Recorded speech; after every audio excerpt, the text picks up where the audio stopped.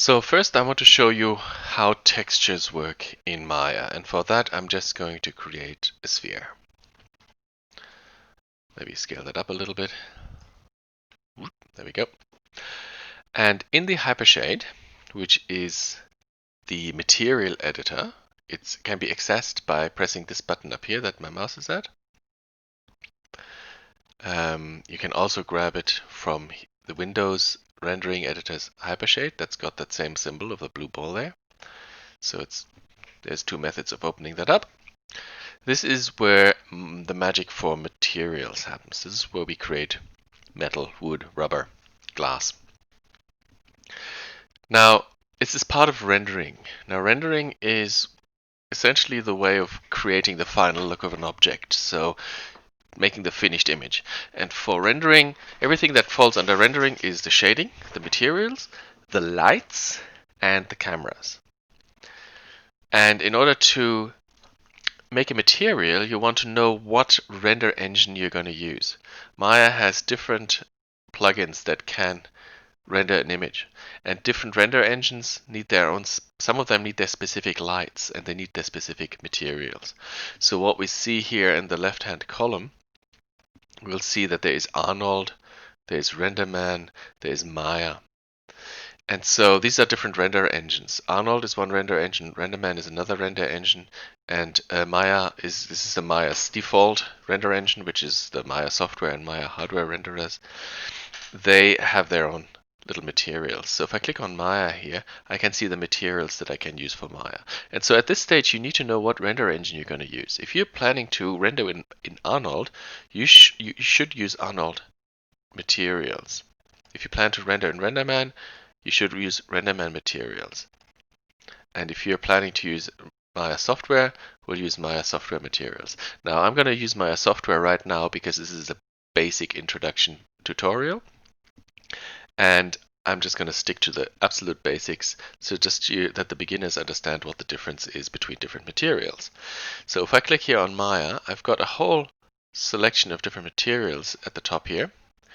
Stingray PBS, anisotropic, Blinn, hair tube shader, lamp. There's lots of them to choose from. But you can also see that here at the top there is 3 already in there. Lambert 1, particle cloud, and shader glow.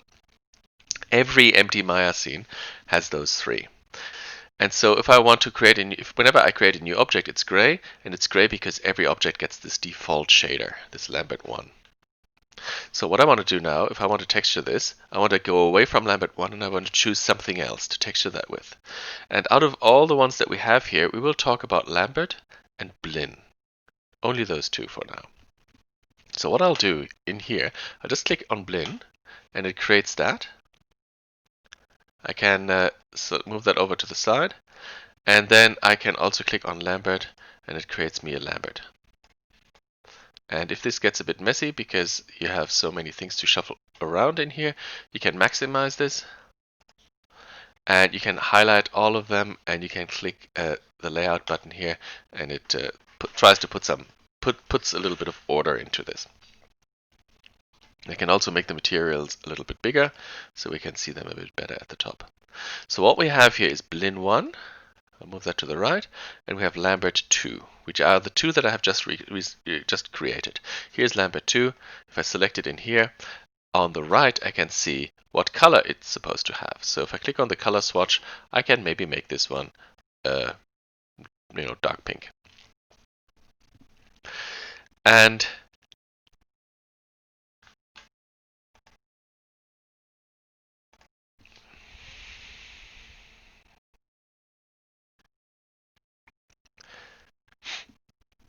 And so you can see that the color here gets displayed on that material. If I click on the Blinn, and maybe I click on that, and I might make that yellow, or maybe a darker yellow, just drag that down a bit. Cool. So if we just look at these 2, the red and the yellow, the Lambert and the Blinn, actually no, I'm gonna just make them both dark gray, just so you can see the difference without using the color.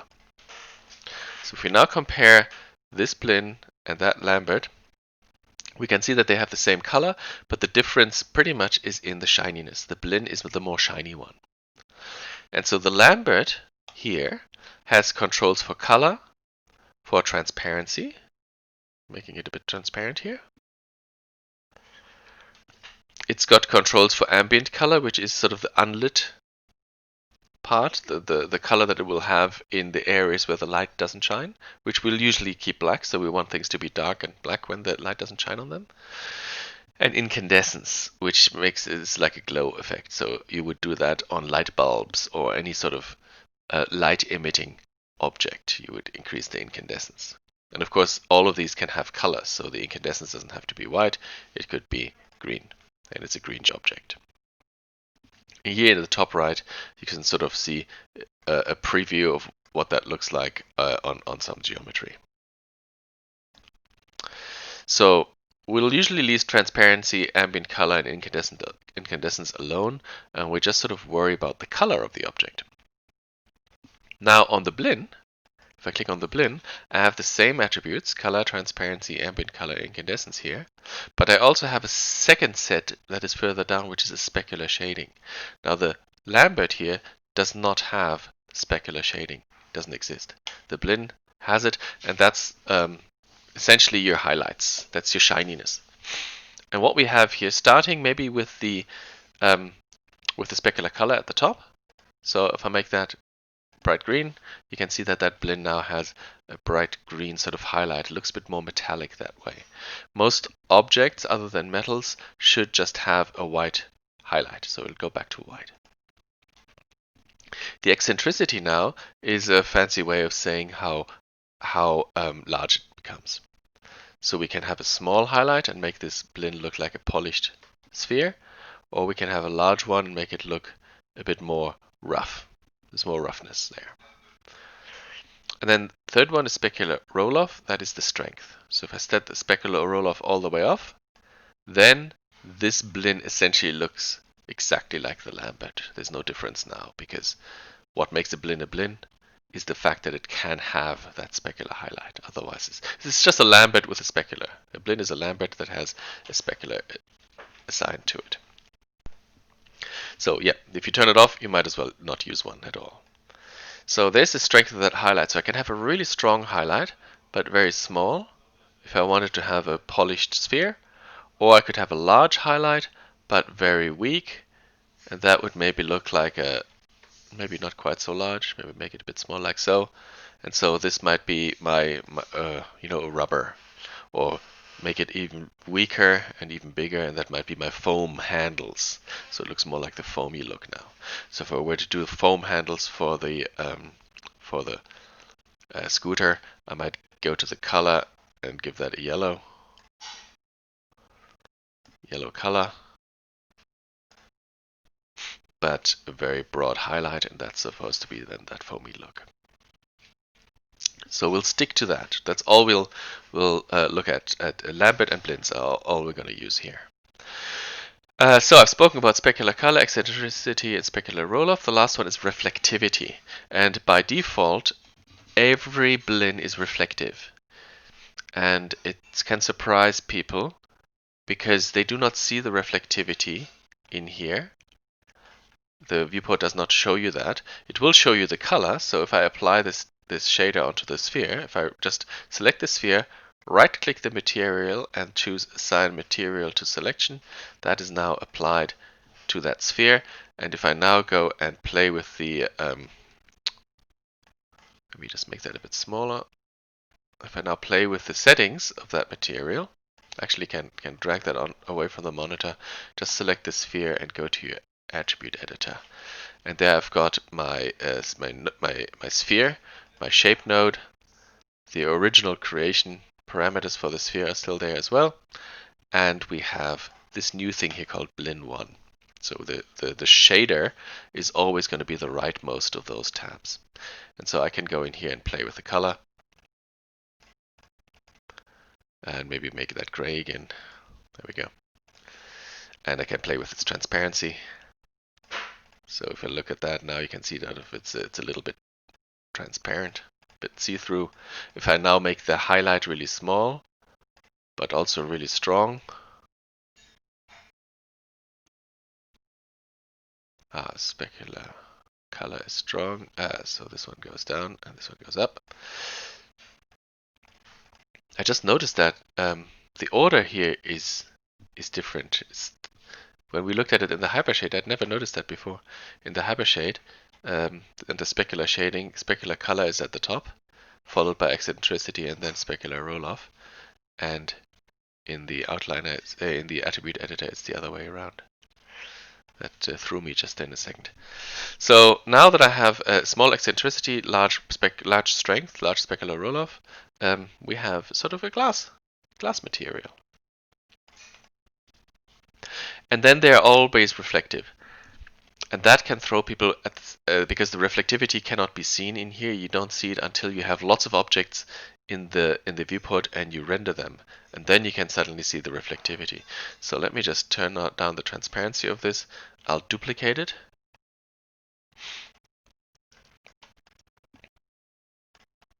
Make another one. There we go. Made 4 of them. And if I now render this,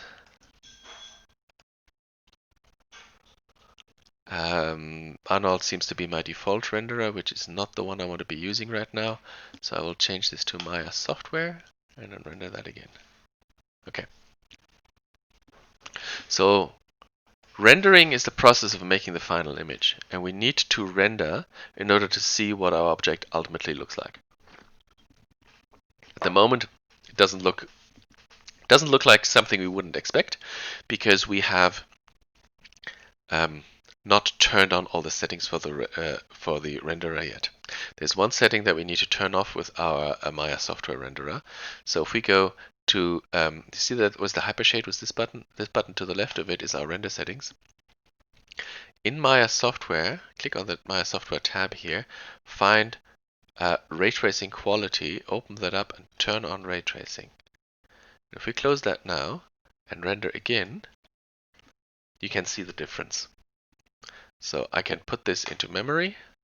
I will go and turn ray tracing off again and render again, and then we can see the difference. So it's that ray tracing that enables the reflectivity to work. So even though the shader has reflectivity by default, when you initially render it, you don't actually notice that it's reflective.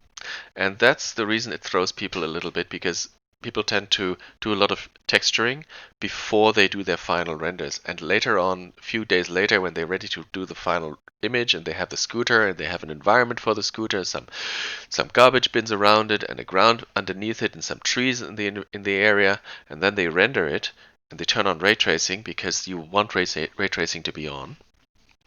When they turn that on, they suddenly realize that everything is very reflective because they hadn't considered it. Every Blinn by default is reflective. So if I don't want these balls to be reflective, I have to turn off my reflectivity. And now if I render it, I get them correct. So that'll happen. You will get into that situation where suddenly things look wrong because they're reflective. And that's because Blinns by default have that reflectivity, 50% reflectivity. So we'll turn that off. That's one thing to know. Another thing to know that is for these textures is that you want to be able to apply more than just a basic color. So I could just, I have a few things that I can do here. If I open the hypershade again, if I look at this sphere's texture, if I make this hypershade a little bit bigger, like so, and if I wanted to actually texture it with something, there's the Lambert, there's my Blinn. I can clean this out with this button. And then with the sphere selected, I'm just going to graph it. So that's this button here. It shows me whatever texture is on the currently selected object. So select the object, hit this button, and you will always quickly find your texture. This is Blinn 1. Now on the left hand side here, I have got 2D textures and 3D textures. And let's just, for the fun of it, let's take 2D textures and just use this one here called ramp. I'm just going to click on ramp. And if I look at that, if I click on ramp, it is really just a gradient from black to white. I can click on that first one and maybe make that red, and then I can click on that one and I might make that blue, And then I might click in the middle to create another little flag there, and I'll make that green. And there we go, we've got some sort of rainbow gradient, which is nice. Now, how do I use that rainbow gradient to make it the color of my sphere? I would connect the color here. See, there's little dots on the right, which are the outputs, and the shader has little dots on the left, which are the inputs. And so we could put the color output of the ramp into the color input of the Blinn, and the Blinn should now show its color. You can see it up here in the material. You can see that that is being textured. You can also see that the way that this texture work, it wraps around the entire object. So the red and the blue meet at some point at the back of the object, and that's what we're looking at here. That's why it looks blue and red and not like a rainbow. But we cannot see it in the viewport. So why don't we see it on this sphere? That's because this button here isn't being pressed. This checkerboard button here turns on the textures for our objects. And this is on the keyboard, it's the keyboard number 6. So keyboard number 4 is wireframe, number 5 is shaded, and number 6 is textured, shaded and textured. So we can now see this this gradient here going from red to blue up the sphere. Now those gradients have a direction.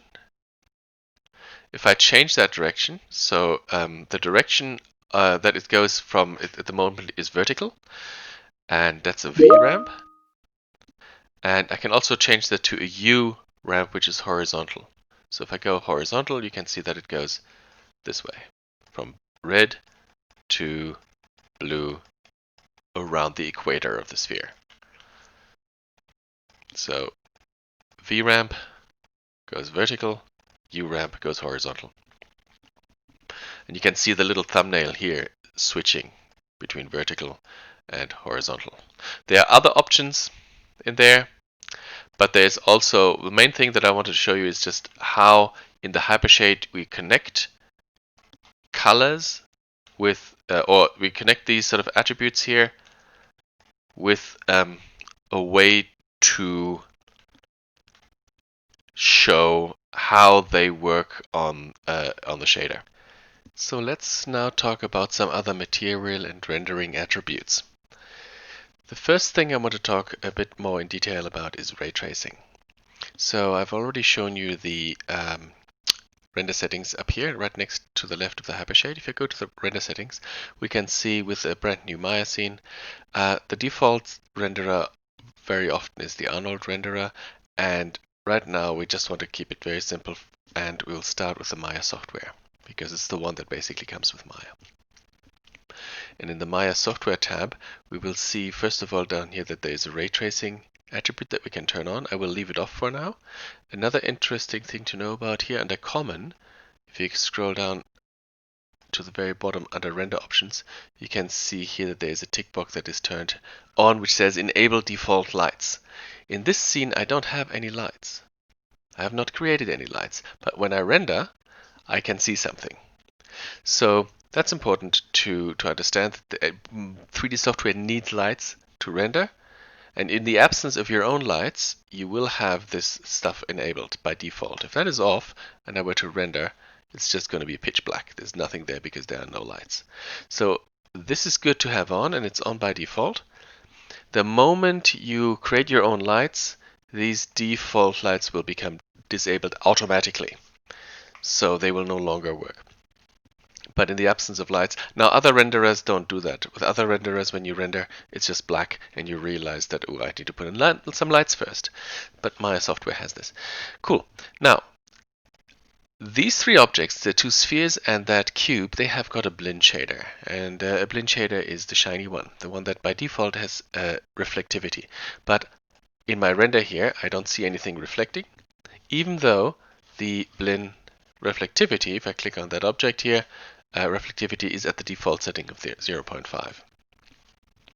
So it requires ray tracing for that to work. So if I go to Maya software and turn on ray tracing, and I will render that again, you will see that Now the reflectivity has been turned on. You also notice that the shadows now work. Even though I don't have lights in there, those default lights that Maya puts in at render time are somewhere in the scene. We don't exactly know where they are because we don't actually see them here because they're not lights that we placed ourselves. And you should just place your own lights always. But you can see now that the ray tracing is turned on, the shadows also are working. So it's not just the reflectivity that gets turned on, but it's also the ray traced shadows. Now if I look at the materials that I have in this scene, I've got the yellow from the little ball, and that's a Blinn, and it is reflective, and there's the Blinn for the red sphere, and there's the Blinn for that wall. And the floor that I have has still got the default Lambert on it, which is why it is not reflective. The moment I give that a Blinn, and now I render again, just put that into memory first, and now render again, and we can now see that the floor also has become reflective. So it's the Blinn shaders that do this. And every single object here is reflective because every single Blinn by default is reflective. So if you don't want that, let's say we didn't want this door thing here to be reflective, we would choose that. Remember, if you're not sure, there's two Blinns here, we're not sure which one is the right one. You just select the object, and then we'll clean that out. And you press this button here and it graphs it, and you will see that it's Blinn 3. But of course, it's better to call it door material. That way they're named up here, and you can very easily find your way around it. So it's better to name those. Now, I will just go to reflectivity here and turn that off.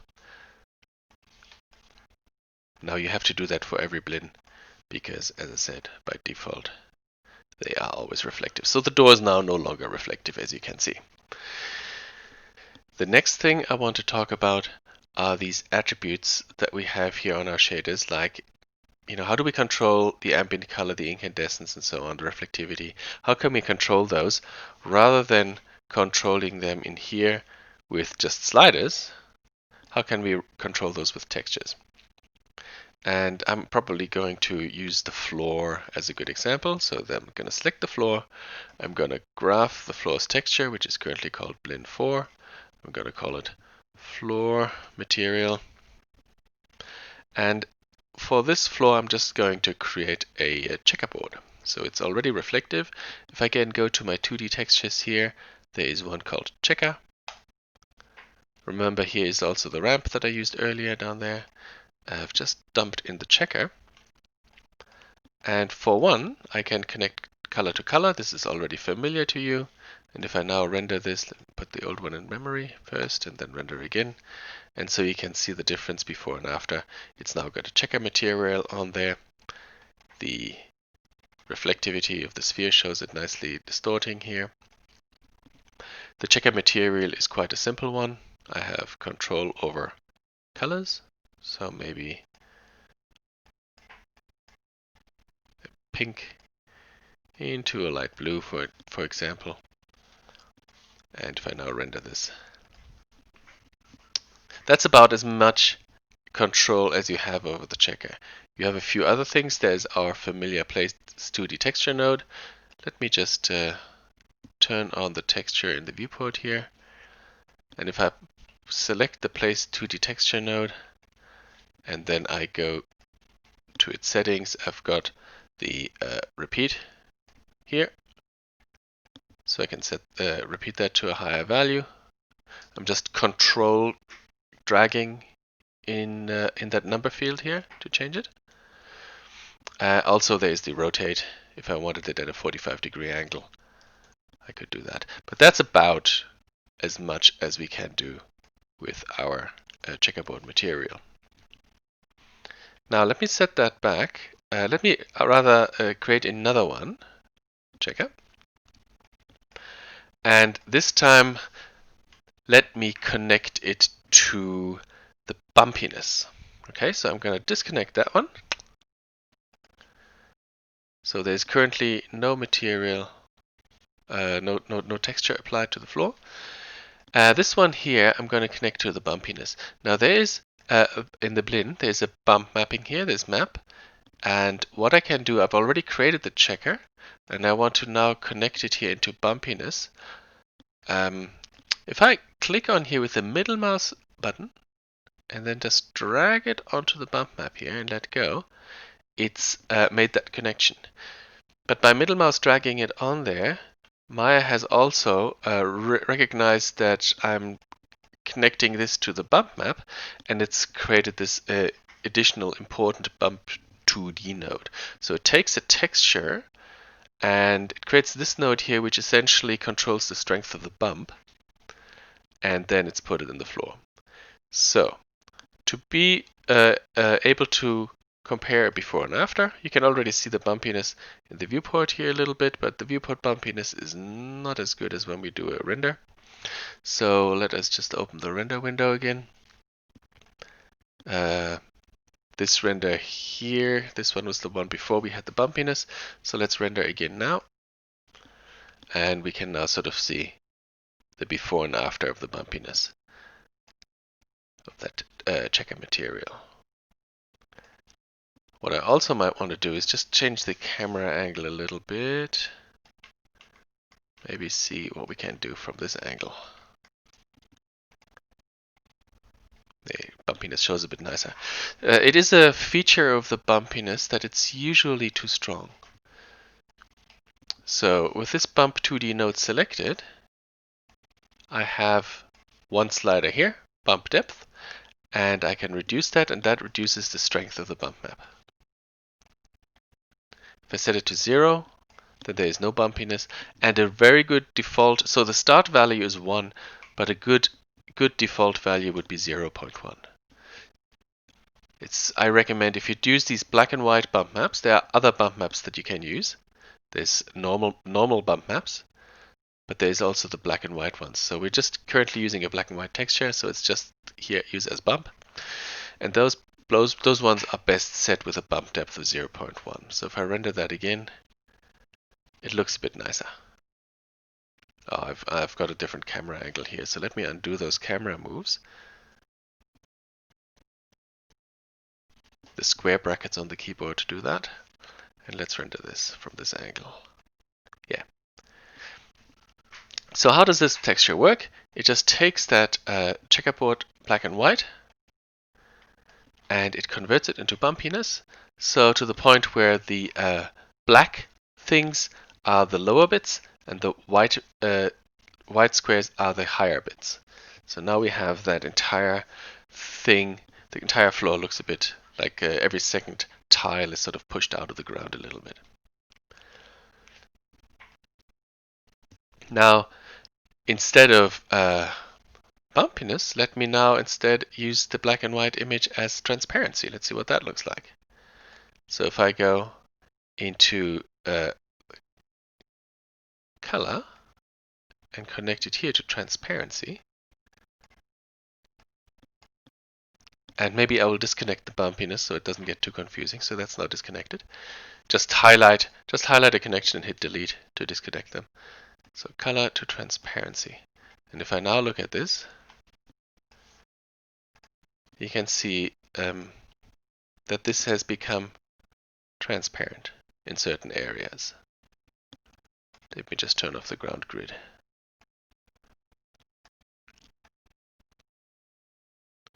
So it's now where it was black, it has become see-through. And where it is white, it is still solid.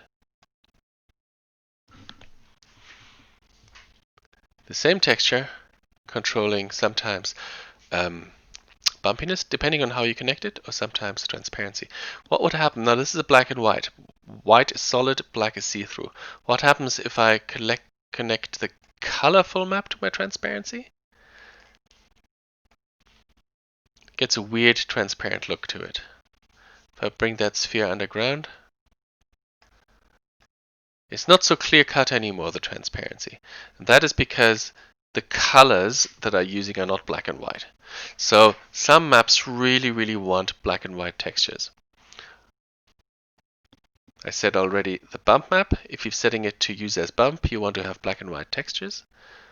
Or more accurate is to say grayscale textures, so a gradient from black to white. The normal bump maps are a special kind of bump maps. They actually have a color to it. But right now, let's just look at the black and the grayscale bumps. Talking about bump maps, for example, here's an example of a bump map that is black and white, and another of the same that is a bump normal map. So the normal maps have that sort of blue tint to them. We can compare what they look like, those two kind of bump maps. If we put them both into Maya, let's say onto the same object, let us just create two planes. Both planes will receive a Blinn. New material, Blinn. So I have two planes, two Blinns. Let's go into the hypershade because it's a little bit messy. I'm just going to clean it out, graph both of the selected materials, and we have Blinn 6 and Blinn 5. 5 is on the left, 6 is on the right, and they relate to Blinn 5 and Blinn 6. And I'm just going to drag those textures in here. So I'm just going to take that texture and drag it into here. It comes in as a file texture. That can go over there to the left. And on the right, I'm going to use the normal one, the normal map. To work in the hypershade with a bit more space, I will turn off this top tab. Just turn that off. I can bring it back again by going to Window, Browser, and I can sort of put that back in there into place if I wanted it back. But right now I don't want that. I don't want this either. Don't want that. I'm just going to have a nice big window here, and there we go.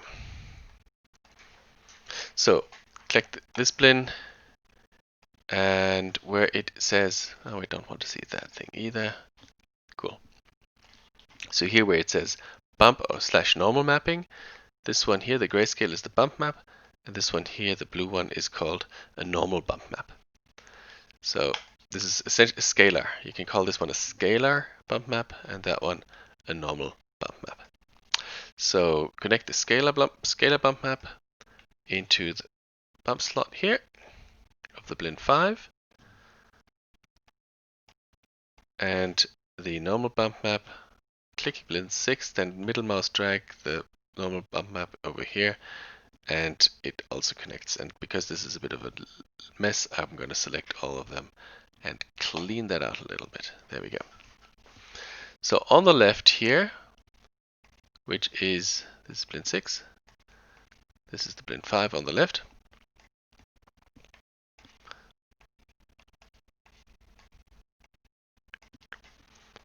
We have essentially the same pattern, but the bump maps do look a little bit different. The scalar one here, as I said earlier, the bump depth by default is best set to 0.1 as a good starting one.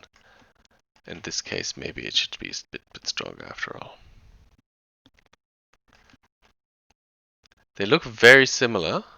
With normal bump maps, you don't want to change the bump depth usually. You just want to leave that alone.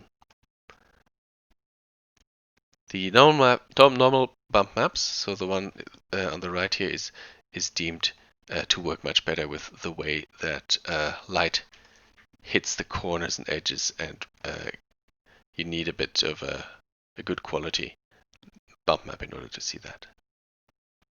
So just take away that there are two kind of bump maps, the black and white ones, the scalar ones, or the blue ones, which are the normal bump maps. Something else to look at. Here we have a collection of a few textures. Let's look at this one called weaving, which is a color texture of some wicker. And then there's another one here called weaving opacity. It's a different texture, and it's a black and white version of this color map. It's been vigorously color corrected in order to give me this look, which I can then use as a transparency map. So let's see that in action on an object. I maybe just create a, maybe I'll just create a cube for this. Scale up the cube. I will lift it off the ground. It can be really confusing having a semi-transparent ground. So I'm gonna graph that, and I'm just gonna delete that checkerboard here so we don't have it semi-transparent. And for the colors, I'm just gonna go with something more familiar, with just a sort of faint gray checkerboard color. Much less distracting this way.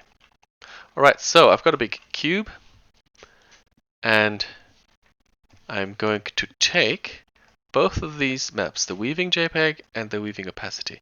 Now I'm breaking my own rules right now. Remember how earlier I told you about using Maya projects, and you definitely want to move your textures over into your source images folder.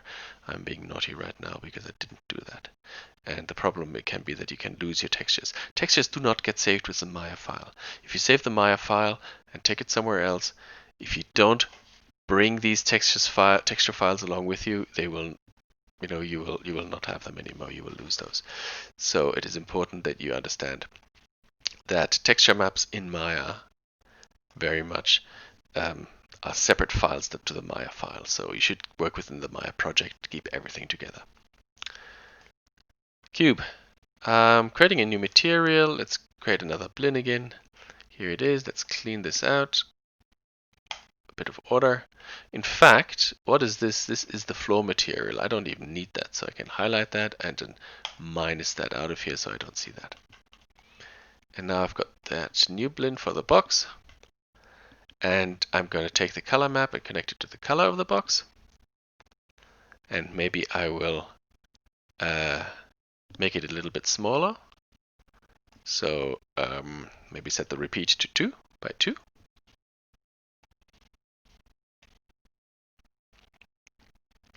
And then I'm going to take the black and white one and connect that to my transparency. And the scale of that one, of course, that repeat has to also be set to 2 and 2. Repeat 2 by 2 so that it matches. So, interesting. It's the wrong way around. The black and white is being interpreted the wrong way around. So what we need to do is invert that image. We can do that. Maya lets us connect it if we open the window, which is our create bin, which usually sits here on the left. I can find a utility here called reverse. There it is, reverse. Click. There it is. So obviously I could reverse this picture in Photoshop, but I can also just hit the color into the input of the reverse, and the output goes into the transparency, and that image has now been reversed the other way around, and lo and behold, the wicker thing looks correct. So it looks like a detailed object, but if you select it, it's really just a cube, and the texture is doing all the work. What you can see though, the transparency, for example, if I go to an angle that had some shininess here, you can see that the hollow objects still have that shininess to it. Because I'm not controlling the shininess, I'm controlling the transparency. Shininess is my specular color here. So let us put the image into the specular color. What does the image look like? Specular color white and specular color black in the whole. So black would be no specularity. So this image, as it is, works really good as a specular color image. I do not want that inverted. So I will not invert it. I will go from color directly into specular color. And you can see now the holes are no longer specular, but the wicker is. If I inverted it and put it into specular color, I would get specularity where the holes are. It looks a bit like there's windows now. So you can achieve a lot just with textures. And I might use the color image as a bump map. Maya will interpret it as grayscale. It will convert internally. It will convert the image into grayscale. It has created a bit of a mess here. That's my bump map, and those are my specular map, and that is my transparency. And that bump map is a bit strong now, but I might just reduce the bump depth 0.2. So there is some bumpiness to it. It's a nice little cage for my red sphere. Naughty sphere. Right, so not much modeling. If I turn off my textures, it's solid objects. Naughty sphere is underground. It's a solid object, but the texturing makes all the difference. So when I render this, it renders as transparency. Now another thing that I want to show you about Maya, which will be a little bit odd, which you will notice later on when you render, is when you look at your final images. They are, Maya is using something called color management, which is theoretically a good thing, but if you're a beginner, you probably don't want it. Check this out. I save my file, save image, and I'm just going to call it test scene. And I'm going to save that as a JPEG. I'm going to save it. Now, if I go to my project, here's my scooter project, and in the images folder, there's my test scene image. Let's open that up. And let us compare it to what I see in Maya. Do you see the difference? The one on the left is what I've got in Maya, the way I want my image to look, like this. And then I do my render, and what I realize is that the final image is much darker. So there is a discrepancy between what the viewport shows you and what you're actually getting. That is a problem, because when you light something and you do your test renders and you want everything to look correct, you don't want to be suddenly realizing that the actual image when it's saved on disk looks darker.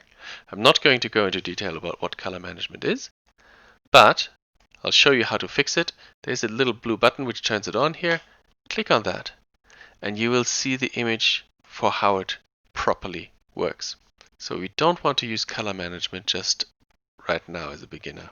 So what you can actually do is you can turn off color management completely just by going to Windows, Setting, Preferences, and under color management here, you can just turn off Enable color management.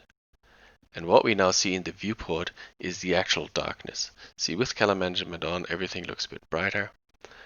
Completely turn it off everywhere in Maya. We save that setting and you use Maya like that. So as a beginner, I would recommend you always go to Windows, Preferences, Color Management, and you disable it until you're more advanced and you actually can make use of it.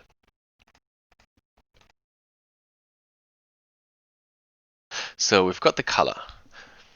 Now if I select the Lambert here, the shader that we have, a lot of history in this object again, so because we did a lot of UV mapping, so I'm going to go Edit, Delete All, History one more time.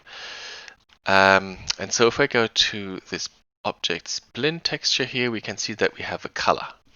So in the hypershade here, there is our Blinn. We shouldn't call it Blinn at all. We should now call it Scooter Material.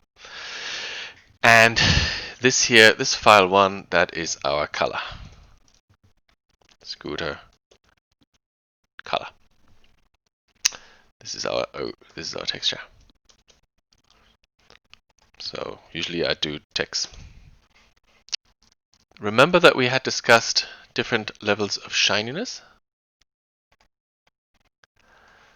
There's rubber, which is not so shiny, and then there is the plastic, which is shiny. There's this foam, which actually turns out to be also rubber. But we have more shiny or less shiny bits. And we had in our Blinn material here, we have the eccentricity specular roller for specular color. So if I put in a light, maybe, so we can actually, let's create a light so we can see this thing a bit better. I'm just going to create a directional light that shines from it from this angle here. Hitting 7 on the keyboard shows lit mode. So 4 is wireframe, 5 is shaded, 6 is textured, and then 7 is lit. So I can sort of get an angle where I can see the highlights on those bars nicely. Now I want those highlights not on here. So if I go to the scooter material, increase specular color, I can sort of play with the shininess. Where's that light? Let's bring that up a little bit so we can see the angle a bit better. There we go.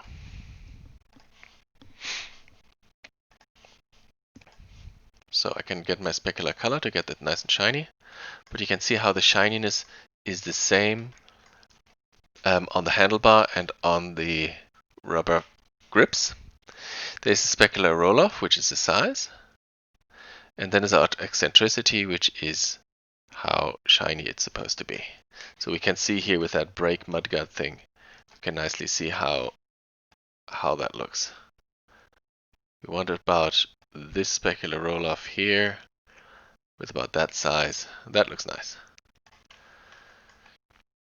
So the value here is 0.75 and 0.552. Let's round them. Let's go 0.55 and let's say 0.7.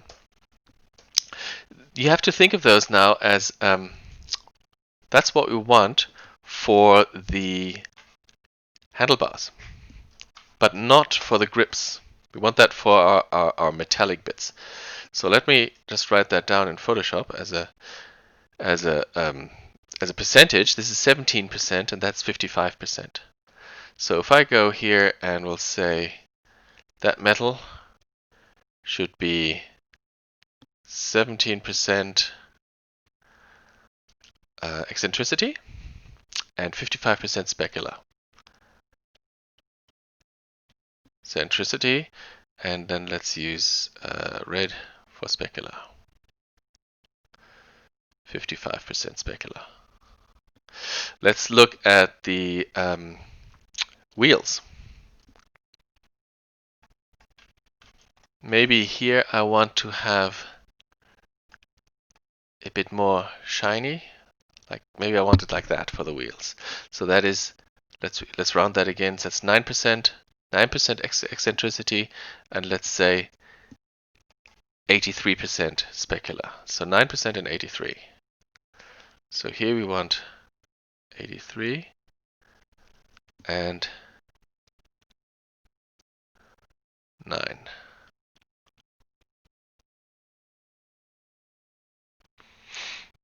And let's look at the handles there and the rubber. Well, we don't want any. So let's just say if we don't want any, we want a specular roll-off of 0.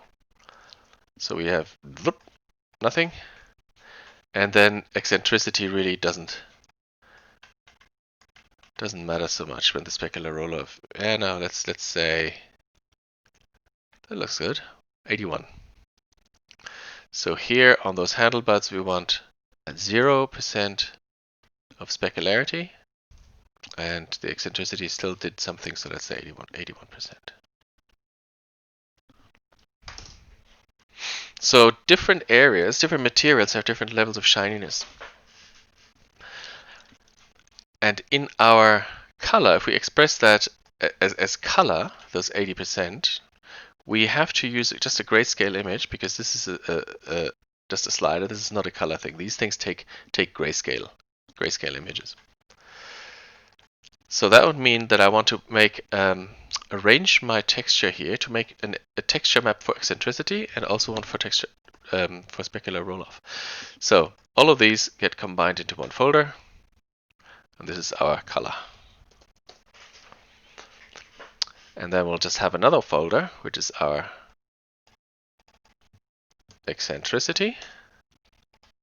And then we have another folder, which is our spec roll off.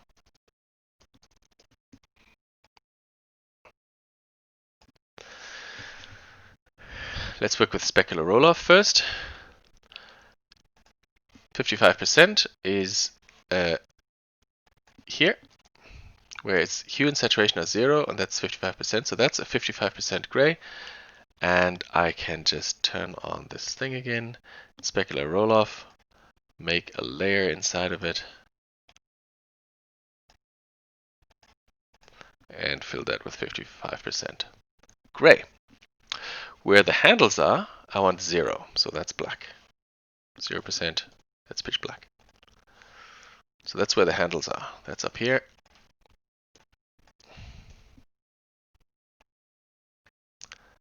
That becomes pitch black.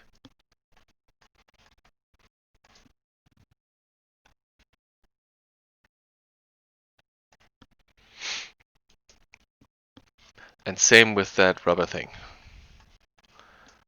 That rubber stuff is probably best to select in the color map. If I turn that off,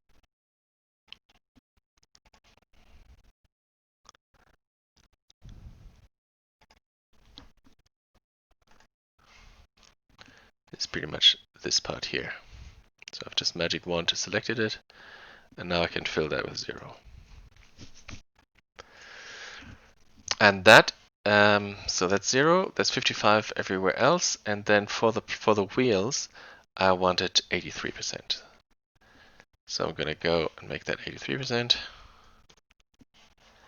We'll select the wheels, which are again, these are not so easily selected. Let's go in here.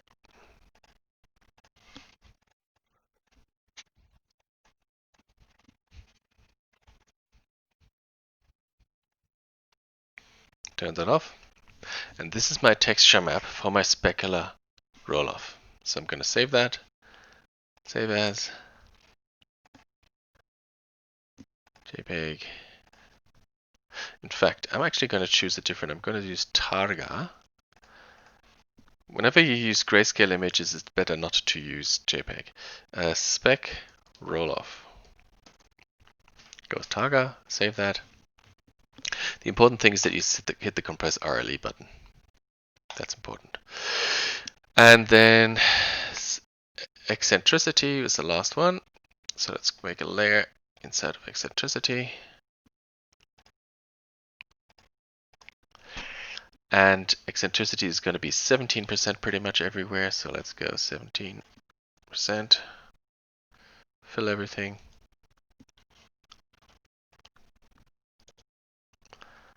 Turn that on. There was going to be 9% eccentricity for the wheels. So if I go here to my wheels, I can magic wand select those. Now Krita has all the same, all these tools that I'm using here in Photoshop, Krita also has those. 9%.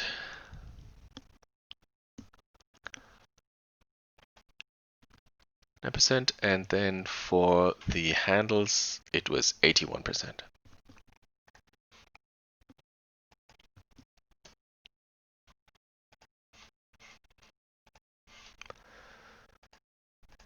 The handles are these things here. Oh, and also for that rubber, we'll use that for there as well.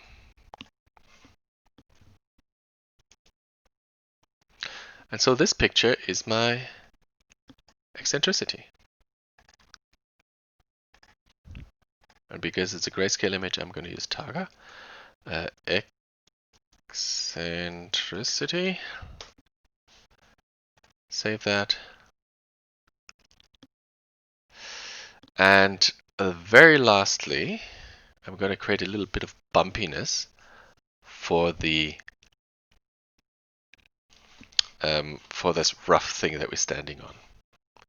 So I'm going to select that. I'm going to make in one more layer.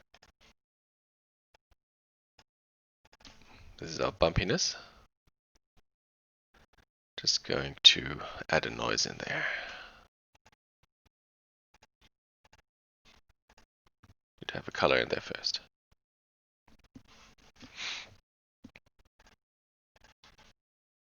There we go.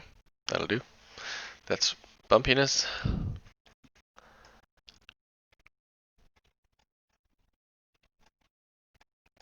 I'm gonna take this text here, I'm gonna duplicate that,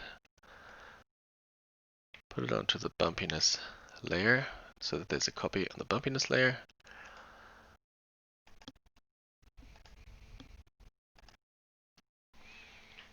And so there will be no bump.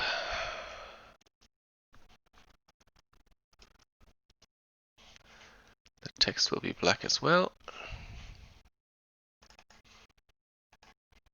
Black color, which is no bump. And these three layers are going to be my bump map.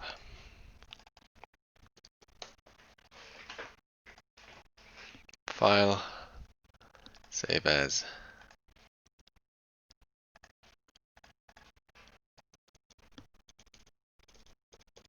Bump.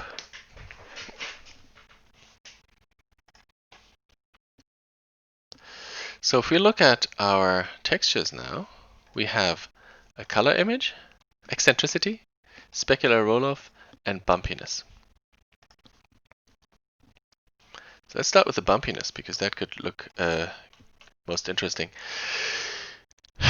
If I go here to bump mapping, click on there, to a file, and I look at that in here. Let's clean that out a little bit. There you go. So what we have now is the color is connected to the color, and there is another file texture connected to bumpiness. In this file texture here, I'm gonna load the bumpiness. I'm gonna take the color away just so we don't see the color, and you can sort of see here what that looks like. This is just our bumpiness. So it's controlled by this image here, where there's no bumpiness anywhere except where there's this noise. Now that bumpiness is way too strong, so I'm going to click on this bump 2D node here. I'm just going to reduce the bump depth. 0.1 is usually all we need. So there's a bit of bumpiness. This thing is rough. Okay, now connect the color again.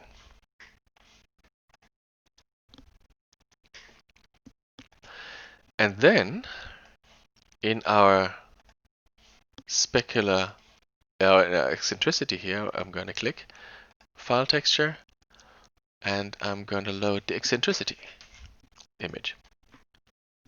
And then finally on the specular roll-off, I'm going to click on that, go File, and I'm going to load the specular roll-off image.